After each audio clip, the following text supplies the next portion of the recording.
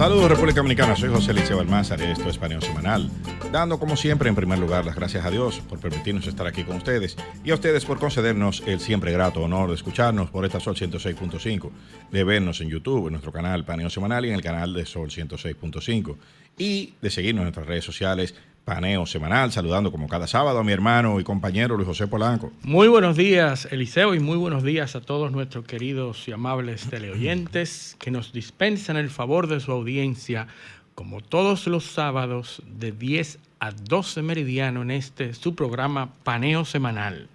Bueno, vamos a arrancar con el paneo que hoy tenemos un programa interesante. Tenemos un invitado de lo que le gusta a nuestra audiencia de Grandes Ligas. Dominicanos. Exactamente. Vamos a tener a Mario Melvin Soto, esa estrella de Grandes Ligas. Uno de los lanzadores más dominantes de la década de los 80. Así es. De las Grandes Ligas. Miembro del pabellón del deporte. Y no he saltado al Salón de la Fama de los Rojos de Cincinnati. De los también. Rojos de Cincinnati, ahí está, o sea, en el museo. Pero bueno, con él vamos a hablar Así es. En el momento de la entrevista. Vámonos al paneo. Y tenemos, como es obvio, el tema primordial, el tema más relevante de la semana es la relación tensa entre Israel e Irán. Y ya como habíamos hablado... ¿Qué irán a hacer ahí? Y van a hacer, exacto, nosotros habíamos dicho que estaba próximo un ataque, que era casi inminente, un ataque, pero que no le convenía a Irán hacerlo de manera masiva y que obviamente a quienes le interesa la guerra es a Irán,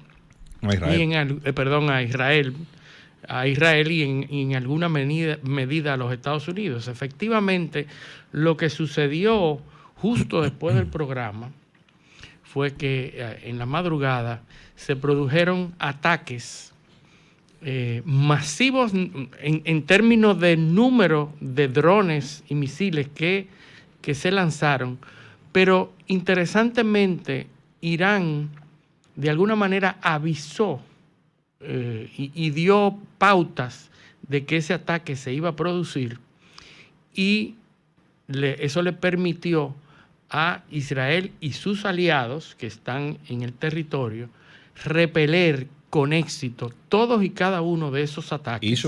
Irán hizo lo que Israel no hizo cuando atacó la embajada iraní en Damasco, el consulado en Damasco, que es uno de los que algunos analistas entienden que es un error de cálculo de la diplomacia israelí y de la norteamericana, ese ataque.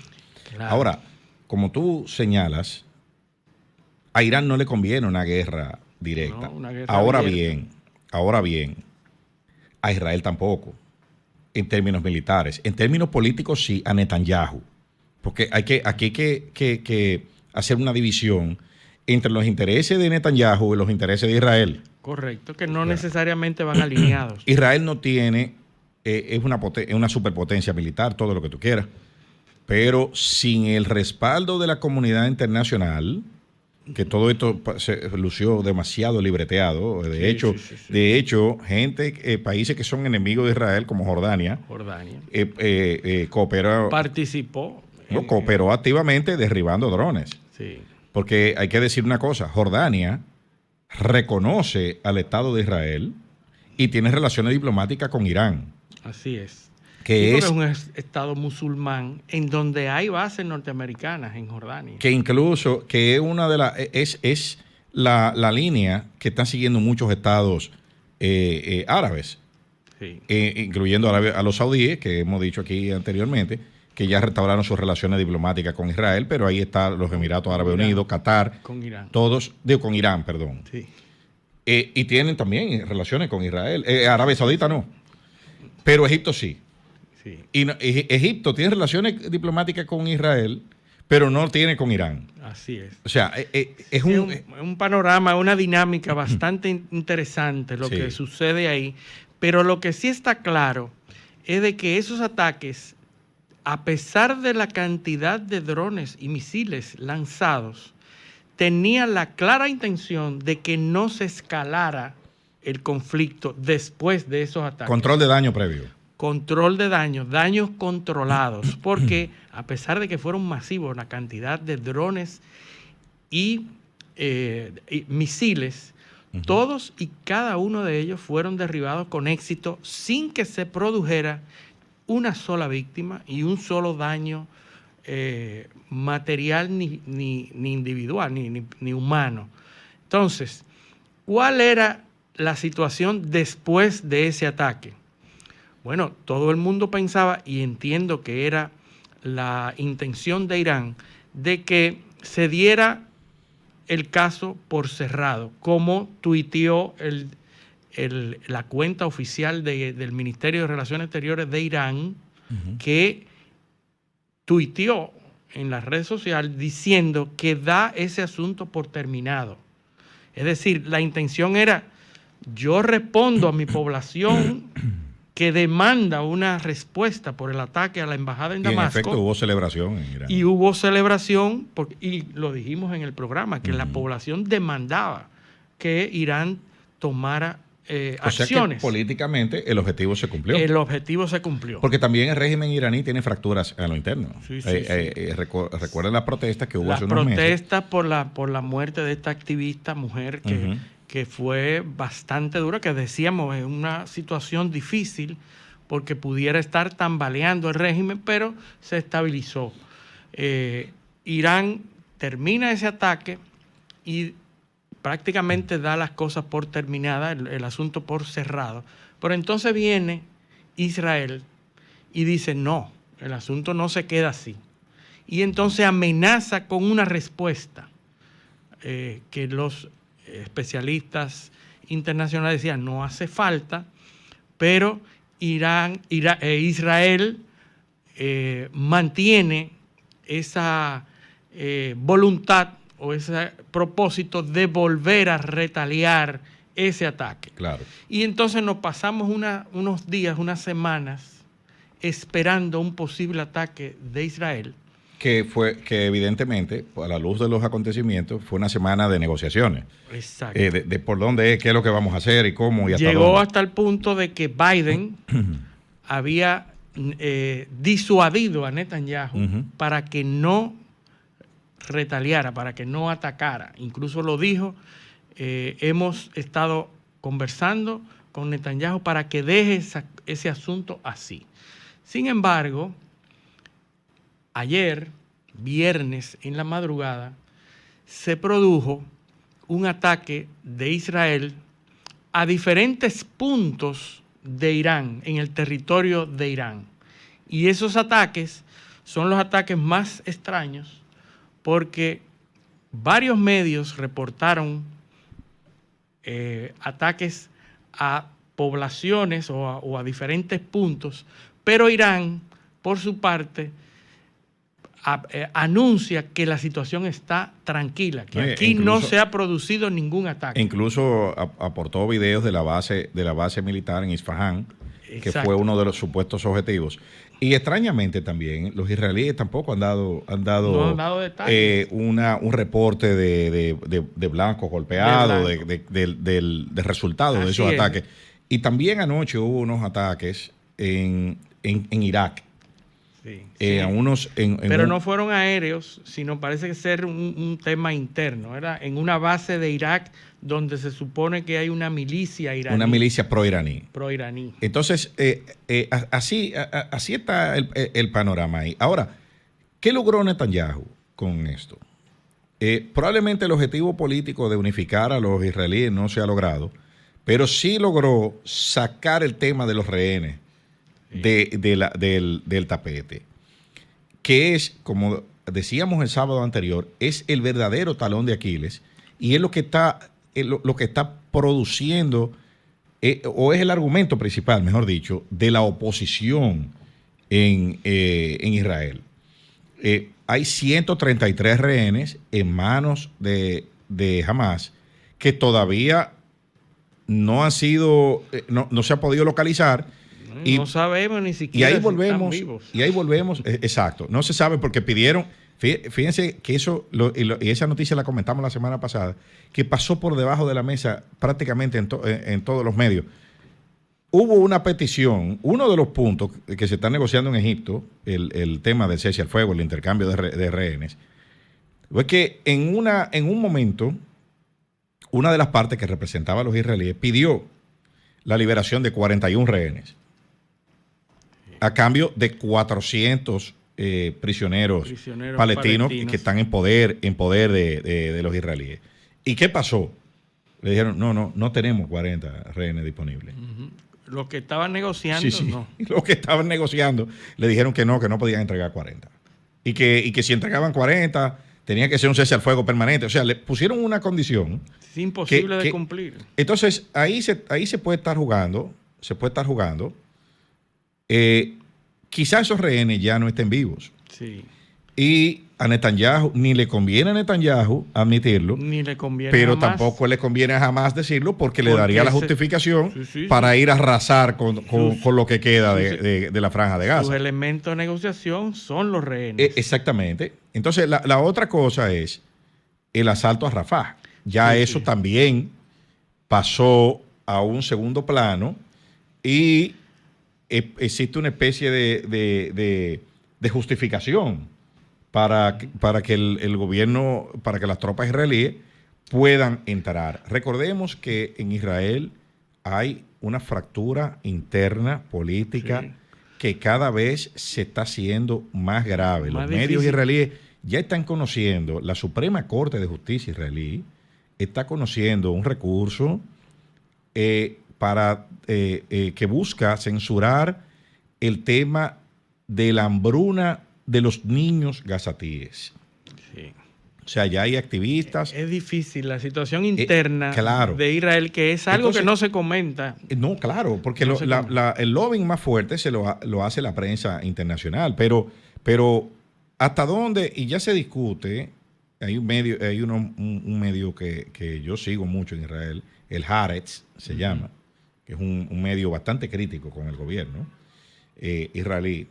Hay unos artículos de opinión ahí que indican que hasta dónde Israel puede seguir manejándose como un paria en la comunidad internacional. O sea, dicen esos analistas que Israel no tiene los recursos de Rusia.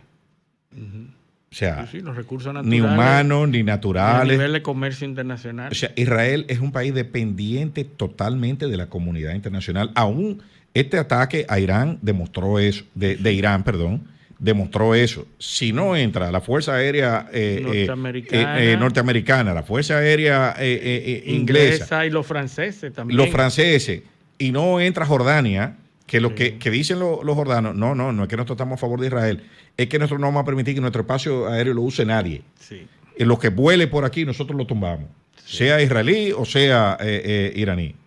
Entonces, ¿hasta dónde Israel podrá sostener esa escalada diplomática, esa fractura en la Unión Europea, que ya hay división entre eso que pasó en la ONU esta semana, donde Estados Unidos fue el único que vetó la resolución?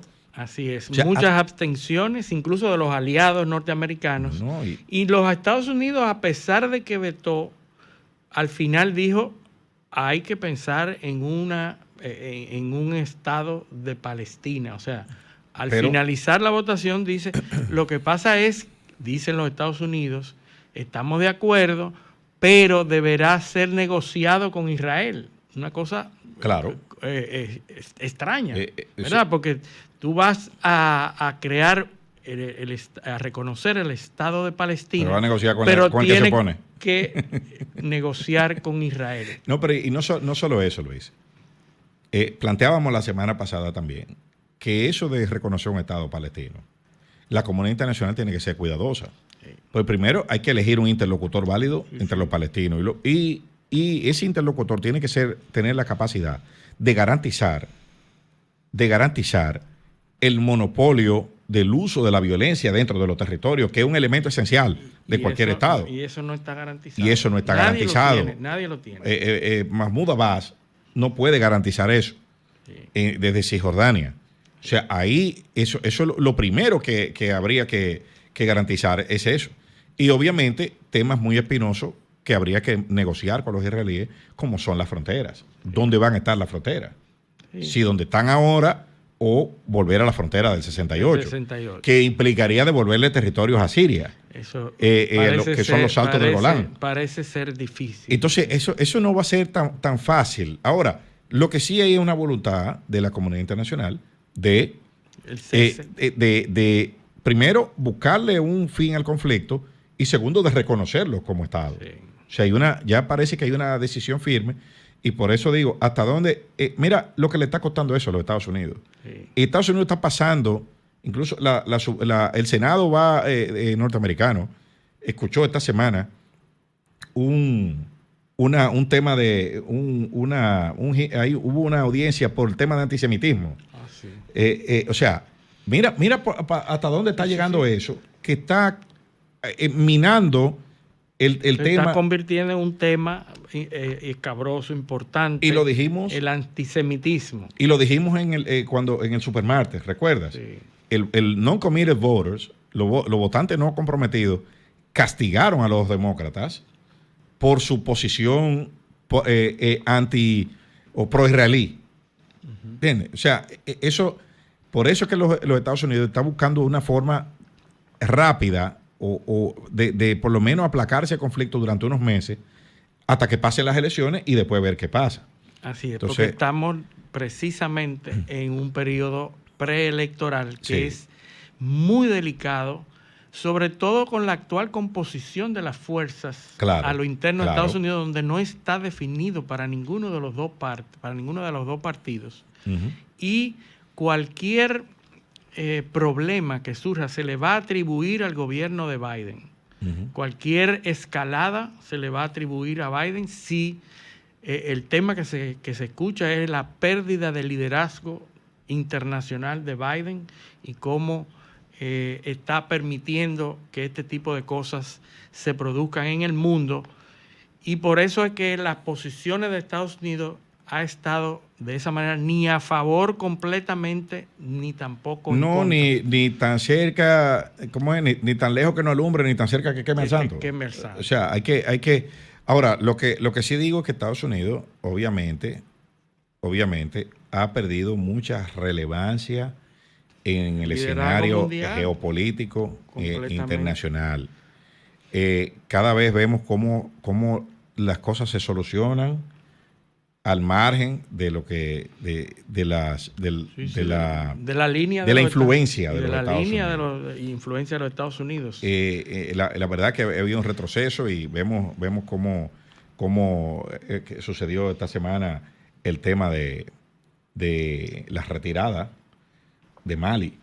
Sí, hay un tema muy interesante que lo comentamos la semana pasada, la pérdida de influencia de los Estados Unidos en el Sahel. Que entiendo que podemos verlo un poco más adelante, sí, pero lo importante, por ejemplo, de Scholz, que es el primer ministro alemán, visitó a China de manera independiente después de la visita de Janet Yellen, la secretaria del Tesoro de los Estados Unidos. Que fue una plegaria lo de Janet Yellen. Así o sea, fue a decirle a los chinos, miren, nosotros necesitamos reestructurar nuestra relación. Fueron, como decimos en República Dominicana, a pedir cacao. Exactamente. Fueron a pedir cacao, inmediatamente después fue Scholz, que es el primer ministro alemán. También a lo mismo hay que entender que el principal socio de Alemania es China, porque las cosas que Alemania hace bien son las maquinarias y la metalmecánica, y es China quien compra ese producto alemán y que está bajando los niveles de compra porque China está desarrollando su propia industria. Hay industrias, por ejemplo, en el caso de Estados Unidos, la industria del automóvil está seriamente amenazada por los chinos que se le están instalando en México.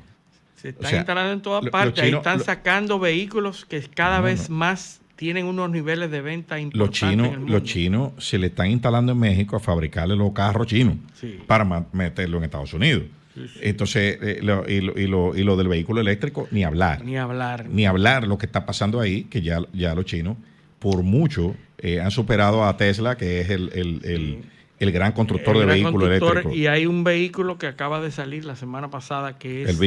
El Bit es un vehículo que no tiene nada que envidiarle a los Tesla y mucho más barato. Es decir, que en muchos aspectos el panorama internacional está reestructurando. Y recuerda que ahora los chinos tienen la capacidad, son los principales astilleros del mundo. Constructores de barcos. Son los que tienen la mayor capacidad para construir barcos. O sea, ahora mismo la Marina China, la Armada China, yo te diría que del mismo tamaño casi que la de Estados Unidos, tienen mayor capacidad para construir barcos. Para hacerlo más rápido. O sea que todo eso se da mientras esta semana también se aprueba la discusión del paquete de ayuda para Ucrania, para Israel y no dicen Taiwán. Dicen Indo-Pacífico. Indo-Pacífico, pero es Taiwán. Ahí están los tres paquetes que se aprueban a raíz del conflicto Irán-Israel. Entonces se aprueba de urgencia, pero se mete por debajo de la mesa el paquete de Ucrania y el paquete de Taiwán. Son 60.000 millones para Ucrania, de los 90 y tantos mil, 20 y tantos mil millones para Israel, que tienen un capítulo. Oigan esto, señores. El paquete de ayuda a Israel tiene un capítulo de asistencia humanitaria a Gaza. Sí. Es una cosa sin precedentes. O sea, yo te doy armas para que ataque. Tú vayas y lo ataque, pero también hay para que le dé comida. Sí. O sea, es una cosa, la contradicción absoluta. Increíble. Pero, mientras el pueblo, mientras nosotros estábamos atentos a la respuesta de Israel a Irán. Pasaba eso. Que lo van a discutir esta tarde en la Cámara de Representantes. Y Israel atacando en Rafah, porque eso no se ha detenido. Claro. En Rafah mataron 6 civiles en el último ataque. Y mientras todo el mundo está pensando en la retaliación Israel-Irán, Israel no cesa de atacar en Rafah. Pero eso lo van a discutir esta tarde en la Cámara de Representantes de Estados Unidos. Pero hay un tema, una novedad con la ayuda a Ucrania, es que hay una parte de esa ayuda que es un préstamo. O sea, van a comenzar a exigirle que devuelva. Comienza a devolver. Que devuelva. O sea, ya de aquí en adelante es una señal clara. Sí, de aquí en adelante yo te voy a prestar, yo ya no te voy a regalar más. Se está discutiendo de cómo se va a garantizar repago. Entonces hay una discusión. Una parte sostiene en Estados Unidos que hay que pagarlo de los activos rusos que hay congelados, que son 300.000 millones de dólares. Sí. Y una parte en la Unión Europea sostiene que eso es ilegal. Sí. Que lo que se podría es usar los intereses que han generado esos activos como colaterales de garantía. Entonces, esa es la discusión que hay ahora. Y le pusieron una cláusula al proyecto que se está discutiendo que dice que el presidente de Estados Unidos puede perdonar la deuda.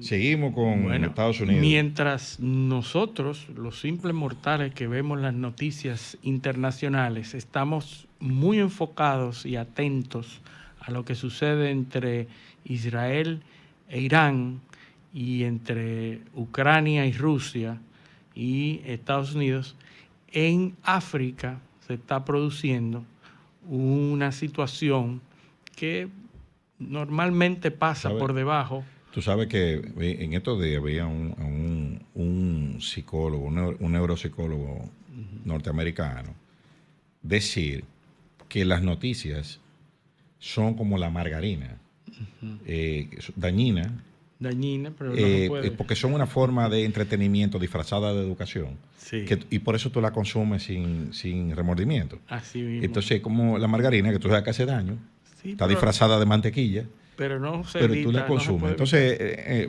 lo que nos están informando, lo que nosotros queremos, es lo que el mainstream, o sea, los hacedores de opinión, quieren que veamos y de la forma en que quieren que lo Sí, veamos. todas las noticias. Por eso hay que ser acucioso, como tratamos de Y ser en crítico. este programa, y crítico de tomar la noticia por quién las suministra y contrastarlas con las partes contrarias.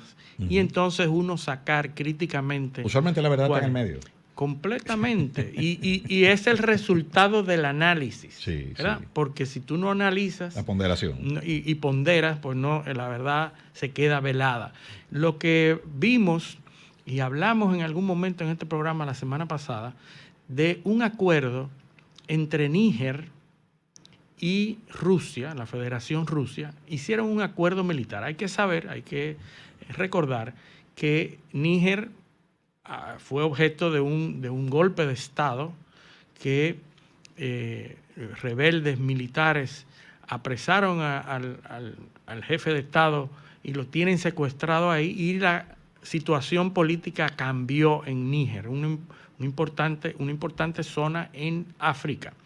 Y a partir de ese momento, los que han asumido el poder han hecho un acuerdo militar con Rusia. Y ya Rusia ha iniciado el traslado de tropas y armamentos militares. Y al contrario, quienes estaban ahí eran los franceses y los norteamericanos, están ahora anunciando su retirada de esa zona. En el caso de Estados Unidos, hay una base militar, Sí. la base militar 201, que costó, Muy importante y estratégica. que es una de las bases militares más modernas que tiene las Fuerzas Armadas de Estados Unidos. Costó $110 millones. La base tiene apenas 3 años funcionando. Tiene toda la tecnología de punta y era la base principal de operadores de drones. Sí. Hay un dron, el drone Reaper. Sí, que era, hemos visto películas de eso. Sí, que era desde ahí, esa era la base principal. Sí, esa y la que está en Nevada, Colorado, entre Nevada y Colorado en territorio norteamericano, pero la fuera de los Estados Unidos, esa era la base principal de operación. Entonces, es que del Africa Command.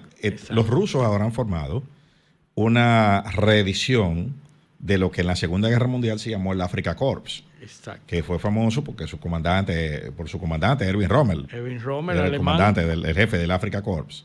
Bueno, ahora los rusos han formado un Africa Corps que va a sustituir a Wagner, Sí. que es quien está entrando en esos países del Sahel. Y en Níger acaban de firmar un acuerdo de cooperación que se está materializando a través de ese Africa Corps, y ya están llegando armamento a Níger de procedencia rusa. Correcto. Los rusos están moviendo armamento desde Siria. Oye, ¿por dónde va eso? Sí. Y a través de Siria están moviendo sus comandos hacia algunas regiones, hacia la región del Sahel, que ya tiene varios países que están alineados con ellos. Así que eso es un revés importante para los Estados Unidos. Norteamericano. Y obviamente. Y se está produciendo en África una recomposición de las fuerzas que operaban en África. Hay que ir atento, hay que estar atento a lo que está sucediendo en África, porque normalmente no le prestamos atención a esta área, pero es un área muy estratégica. Imagínate, aquí hay gente que cree que África es un país. Exacto. Esos 54 países. Imagínate, un continente. Sí, sí. Entonces, ahora, es que ahí se dan cosas. En ese continente pero se dan. Muy importante. Y esa relación colonial ha sido dañina. Por ejemplo, Mali, que es uno de los países que está en esa región. La reserva de oro de Mali, cero. Cero. O sea, Mali tiene más de 800 minas de oro. Saqueadas completamente. Y tiene cero reserva. Francia, que es el país colonia madre de Mali, tiene 2.500 toneladas de oro y no tiene ni una mina de oro. Así es. O sea, entonces, ¿cómo tú explicas eso a las generaciones actuales en ambos países. ¿Eh? Sí, ¿Cómo tú se lo explicas en las generaciones actuales en Francia y en las generaciones actuales de Mali, por ejemplo? Y es el mismo caso de Níger, es el mismo caso de Burkina Faso. Sí. ¿Entiendes? Es el mismo caso. Mauritania, de Ghana. Es el mismo caso. Se da, opera de la misma forma en todas partes. Así es. Ahora, si fuera solamente oro y diamante, porque hay muchas reservas de diamante en esa área que es rica en eso. Uranio. Pero también hay uranio. ¿Y por qué uranio es muy importante? Señores, tenemos un conflicto militar que se avecina a que pudieran utilizarse recursos nucleares. O sea, es el mineral se amenaza. El mineral que se convierte luego en otro elemento, plutonio. Sí, se enriquece. Se enriquece. Y se utiliza luego para pertrechos militares nucleares. Entonces nosotros estamos en una situación mundial en donde el uranio, no solamente y para producir por energía, las armas, también, pero para producir energía. Y se está dando una situación ahí muy cerca, en el Sahara Occidental, con Argelia y Marruecos, que lo comentamos, en donde a raíz de una disposición de los Estados Unidos, de una intervención de los Estados Unidos, España le está cediendo a Marruecos parte de sus demandas territoriales. Hay que decir que Marruecos hace frontera con España a través del estrecho de Gibraltar. Y Ceuta y Melilla. Ceuta y Melilla, que son dos territorios españoles dentro de Marruecos. Y entonces, al España darle... Que ha generado, que en esos territorios fueron... ahí fue que se gestó la Guerra Civil Española. Sí. Fue desde ahí que... Desde Ceuta y Melilla hacen salió los poemas y las canciones de eso. Pero la situación que se está dando con ese conflicto que también tiene Argelia, que demanda parte y tiene conflictos con Marruecos, hace que Argelia repiense la relación con España y que pudiera terminar en que Argelia no le suministre a España el gas, el preciado gas que está pasando desde Argelia hacia España, y que en lugar de dárselo a España, Italia, se lo esté pasando a Italia. Entonces, por una disputa interna y por un actor externo como los Estados Unidos, que está metido y obligando a España a que ceda a demandas en Marruecos, poniendo a Argelia y disgustando a Argelia, y entonces Argelia por represalia pueda llevar el gas a Italia en lugar de España. Porque recuerda que ahí Francia juega un rol importante. Los franceses, como su matriz de energía es nuclear. Los franceses prefieren asegurar el suministro de uranio en lugar de privilegiar la conversión a gas natural. A gas natural, y que como tiene que, para ser consumidos en Europa, tiene que pasar por Francia. Si viene por España, Francia tendría que permitir el paso de los gaseoductos para ser consumidos en Europa, a lo cual Francia se ha opuesto porque su matriz es nuclear. No, que ellos prefieren vender la energía. Prefieren vender energía de ellos en lugar del gas. No se van a hacer competencia a sí mismos. Pero ¿qué pasa? El hecho de que ahora Argelia se lo pase a Italia, Italia puede fácilmente pasarlo a Europa en una situación más ventajosa para Argelia. Y hay una recomposición en el mercado que también está pasando por debajo de la recomposición. Recuerda que el South Stream, nadie habla de eso. Nadie habla de eso porque es el principal gaseoducto de Europa. Y el South Stream pasa por los Balcanes.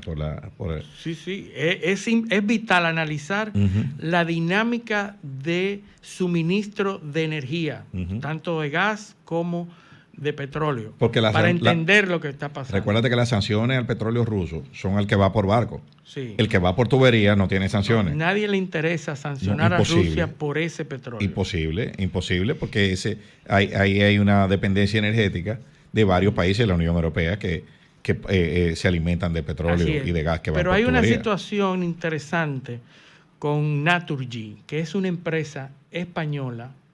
Naturgy es la antigua Unión Fenosa, la que se está transformando a energía natural. Aquí le decían la Unión Penosa. La Unión Penosa, todo el mundo la recuerda. Sí. Pero Naturgy es una empresa de capital diferente, entre ellos BlackRock. Está recibiendo una inyección de capitales, o pretende recibir una inyección de capitales de origen de Abu Dhabi, de los Emiratos, ¿verdad? Vuelven los Emiratos. Vuelven y salen. TAQA, una empresa de Abu Dhabi, quiere invertir y meter capitales en Naturgy. Y eso rompe la dinámica de fuerzas en estas empresas, en la energía en España. Así que hay que seguir vigilando eso que está sucediendo con la energía. Esta semana, también en el Congreso norteamericano, se discutió el tema de la extensión de la ley FISA, sí. Foreign Intelligence Surveillance Act, FISA. El acto es la ley de vigilancia e inteligencia actos extranjeros, para extranjeros. Exacto. Traducción más o menos. Inteligencia extranjera. Entonces, ¿qué es lo que esa ley se aprueba? Es parte del paquete del Patriot Act, del Acta Patriótica, que fue un paquete de legislaciones que se aprobaron después del 11 de septiembre para reforzar la seguridad de los Estados Unidos. Sí. Esa ley, en un principio, se conectaba con definiciones de comunicación y de Internet y de temas computacionales, sí, que databan del año 1986, que ya eran obsoletas cuando se aprobó la ley. Sí. Imagínense ahora, más de 20 años después, cómo han caído en la obsolescencia. Entonces, había un tema en el cual, primero, esto se ha ido modificando porque era una ley que tenía carácter temporal y se fue renovando para cada extendiendo y ampliando. Es como pegándole pedazos, haciéndole anexo. Sí. Primero era si se podía espiar a ciudadanos norteamericanos. Claro. Porque esa ley lo que facultaba era a intervenir las comunicaciones que se producían desde fuera. Se le hizo una modificación para poder intervenir las comunicaciones de compañías norteamericanas, Google, AT&T, en las cuales, sin importar que fueran no entre norteamericanos, sino que se originaran en el extranjero a norteamericanos o desde Estados Unidos al extranjero. ¿Qué sucede? Que a medida que la tecnología ha ido avanzando, viene una definición que ha traído el tranque en la ley. Proveedor de servicios electrónicos. Claro, un elemento nuevo. Ya no es telefónica, es proveedor de servicios electrónicos. Entonces ahora, ¿quiénes son los proveedores de servicios electrónicos? Bueno, la compañía telefónica. ¿Dónde quedó eso? Las compañías que prestan servicios de computación en nube. Sí, las grandes plataformas. Las grandes plataformas. Ahora el blanco son esas compañías para poderlas intervenir las comunicaciones que esas compañías manejan. Ahora, por el tema de la extraterritorialidad, los servidores y gran parte del hardware y de los data centers están fuera de los Estados Unidos. Claro. Entonces, estarían sujetos. Estarían sujetos por el tema de territorialidad, y ahí viene el problema de aplicación de la ley. Lo que hicieron fue buscarle un bajadero y extenderla por 2 años, porque la ley se venció en diciembre. Sí. Y esta discusión estaba en el Congreso norteamericano y habían 2 puntos las posiciones estaban muy encontradas. Entonces lo que se hizo fue aprobar una extensión por 2 años a ver si podían encontrar unas definiciones que se ajusten a la realidad actual. Esa es la situación. Mientras tanto, obviamente los abogados pro derechos fundamentales la tenían bloqueada en el Congreso. El mismo presidente Trump había dicho que había que destruir FISA, pero que fue objeto de FISA, claro, fue objeto de los alegatos en su contra. Pero Merrick Garland, el Attorney General, el ministro de Justicia de Estados Unidos, dice que esa ley es indispensable para la seguridad norteamericana. Que Estados Unidos no se puede dar el lujo de prescindir de eso. Entonces, ahí está planteado este escenario. Pero ahora yo creo que toca oír a los... Vamos a oír a los bueno, viene a que redundancia. Vamos a oír a los oyentes. Sí, porque son oyentes, pero así que vamos a abrir los teléfonos para que quienes quieran comunicarse con nosotros lo hagan. Adelante, Starling. Comunícate 809-540-1065. 1-833-610-1065 desde los Estados Unidos. Sol 106.5, la más interactiva. Buenos días, ¿quién nos llama y de dónde? Se fue. Buenos días, ¿quién nos llama y de dónde? Mayovanex Gil de Santiago. Adelante, Mayovanex. Yo fui que llamé hace como un mes y medio para pedirle unas recomendaciones de unos libros. China de Henry Kissinger es una delicia. ¿Cómo? Perdón, que no te escuché bien. Habla más alto, por favor. Ok, yo fui que llamé hace un mes y medio para pedirle unas recomendaciones de unos libros. Sí, lo recuerdo. Compré y leí China de Henry Kissinger, es una delicia. Ah, qué bueno, me alegro. Prisionero de la geografía de Tim Marshall, excelente. Uh-huh. Estoy leyendo ahora... Dime cuál no te gustó. Bueno, el de Chomsky más o menos, ajá, medio incómodo de leer, complicado, me parece. Sí. Chomsky. Sí, uh-huh. y tengo ahí La diplomacia, también la compré, pero se me ha hecho imposible conseguir Todos los hombres del Shah. Yo no sé dónde. Bueno, yo lo tengo ese libro. Escribe por YouTube, escríbeme en el canal un comentario y déjame ahí cómo comunicarme, a ver si si lo tengo digital y te lo puedo hacer llegar. Perfecto, muchísimas gracias. Bien. Sí, ahí, perfecto programa. Gracias. Ok. Bueno, qué bueno que el oyente se llevó de nosotros. Saber que estamos motivando la lectura. Mire, lo leyó, estos temas lo leyó todos. Sí. Ese libro de Todos los hombres del Shah, la tirada se agotó porque fue hace como 10 años, sí, la última edición, y entonces es muy probable que esté agotado. A mí me dio mucho trabajo conseguirlo cuando lo pedí por Amazon. Y probablemente aparezca digital, como tú Sí, mencionaste. yo creo que lo tengo digital, creo. No estoy seguro. Si lo tengo digital, se lo voy a compartir al oyente. Pues entonces, Luis, esa discusión del tema del acta de inteligencia en Estados Unidos es una muestra clara de que mira cómo se voltean los... bueno, tengo otra llamada aquí. Buenos días, ¿quién nos llama y de dónde? Buenos días, Ismael desde Santo Domingo. Adelante, Ismael. ¿Qué usted opina sobre el fracaso que tuvo Irán en Israel? Gracias. Ok. Buenos días, ¿quién nos llama y de dónde? Buen día, Pedro Castro de Santo Domingo. Sí. Yo llamo para que los funcionarios escuchen lo incómodo que uno se siente de que está de este lado. Yo vi el martes al señor de Interior y Policía que llegó al TIS y llegó con una avanzada de gente que a mí me da vergüenza de ser dominicano. Vergüenza me da. Parecía como que había un problema. Cuando yo lo vi, hubo una vez que al TIS lo embargaron, cuando embargaron la Coca-Cola, que estaban unas bandas haciendo eso, sí, embargaron al TIS de nuevo. porque se veía hasta una banda como de tigres, de civiles, y entrando y corriendo, y yo digo, ¿pero qué está pasando? Y cuando me dicen eso, siento vergüenza.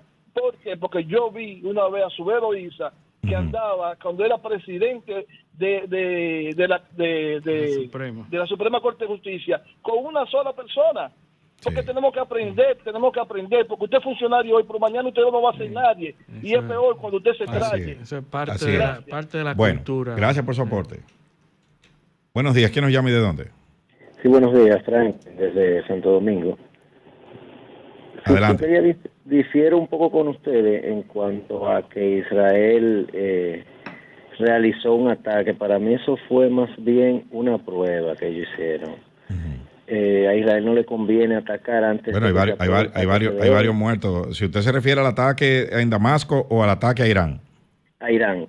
Irán, ok, perfecto. Irán. Y en cuanto a cuando ustedes dicen que Irán atacó tímidamente, por así decirlo, fueron 2 olas de ataque. O sea, si hubiese sido solamente para vamos a decir, mandarle un aviso a Israel, no se vuelve y se envía una ola. Bueno, una es que la guerra el éxito se mide por objetivo, no por destrucción.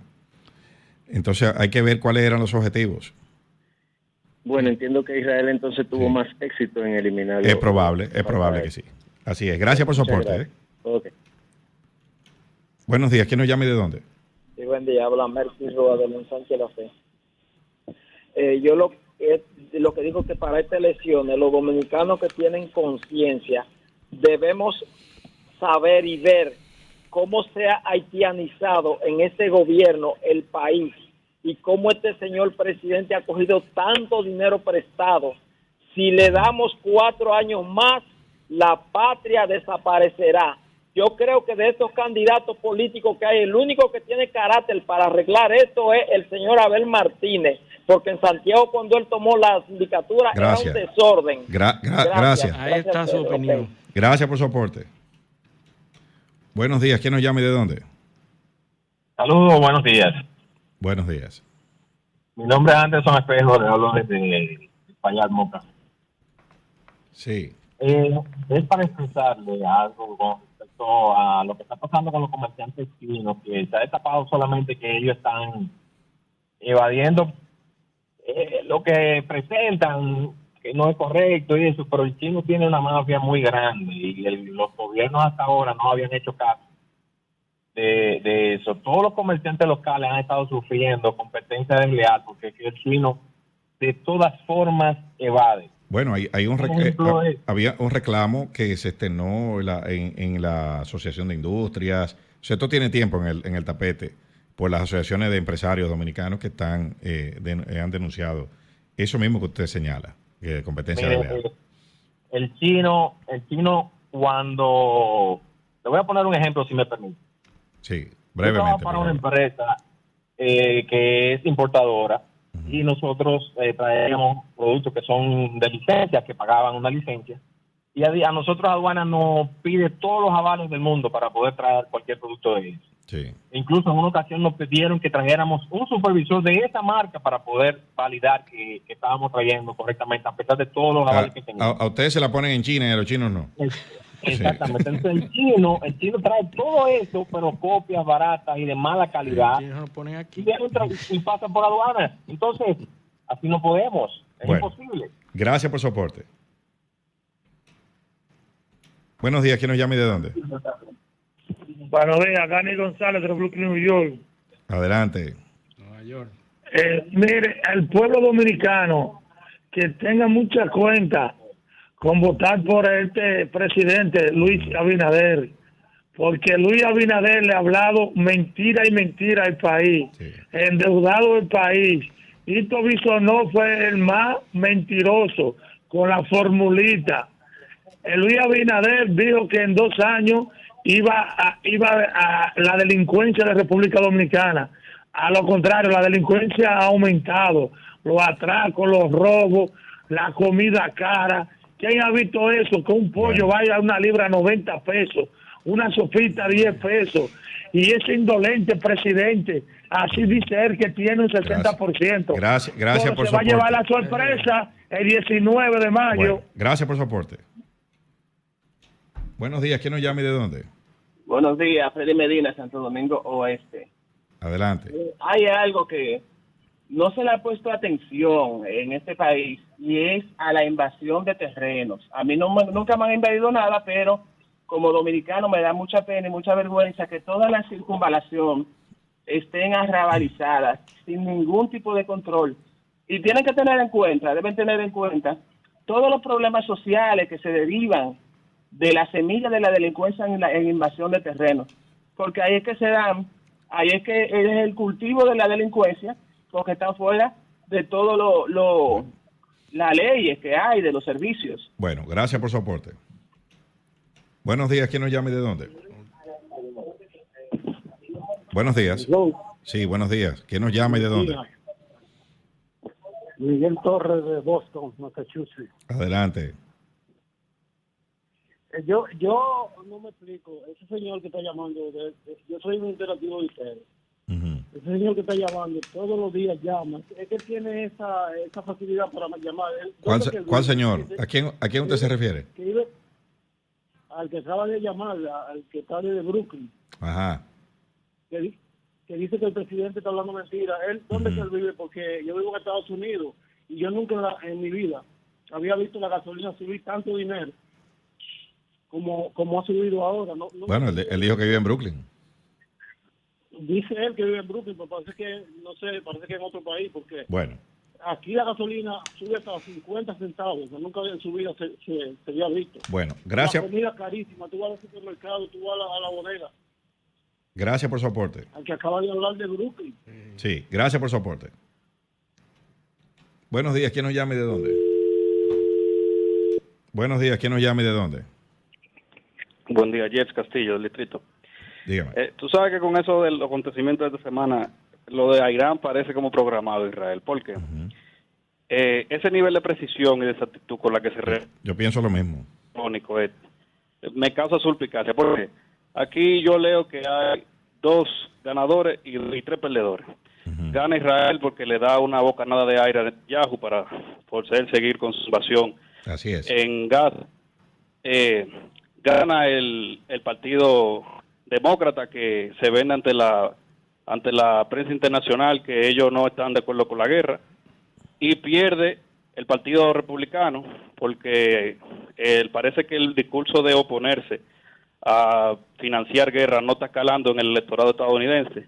Pierde el contribuyente estadounidense porque está financiando una guerra cuando ellos tienen problemas internos grandísimos, y pierde Europa porque así imagínense que se arme una revuelta ahí en el canal de Suez, cómo subiría todos los productos. Bueno, que ya está armada, porque en la entrada al Mar Rojo hay problemas con los hutíes en Yemen, o sea que ahí hay problemas. La revuelta se armaría, el problema sería si la revuelta se arma en el estrecho de Hormuz, que es donde está Irán. Y yo diría... Entonces, ¿quién gana con eso? Estados Unidos, que también algunos de los productos que ellos no pueden... Creo que no gana nadie con eso. No. Se lo vende Estados Unidos Europa. Algunos de los productos que pasan por ahí se lo vende a un precio muy superior al que ellos pueden comerciar por esa parte. Entonces, creo que esa lectura, para mí eso fue programado, porque usted sabe que hace un tiempo Estados Unidos le desbloqueó unos fondos, el Partido Demócrata le desbloqueó unos fondos a Irán. Así es. Entonces Irán también internamente se muestra fuerte. Bueno, gracias por su aporte. Ok. Buenos días, ¿quién nos llama y de dónde? La última llamada del bloque. Santo Domingo Norte, La Victoria. Adelante.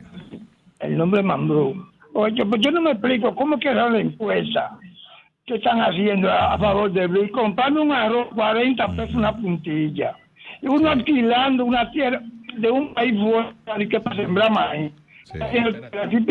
¿Qué cosa es este país? Que somos más aquí. Bueno, gracias por su aporte. Bueno, ya los oyentes se expresaron. Tenemos que irnos a nuestra segunda pausa. Esto es Paneo Semanal, no le cambien.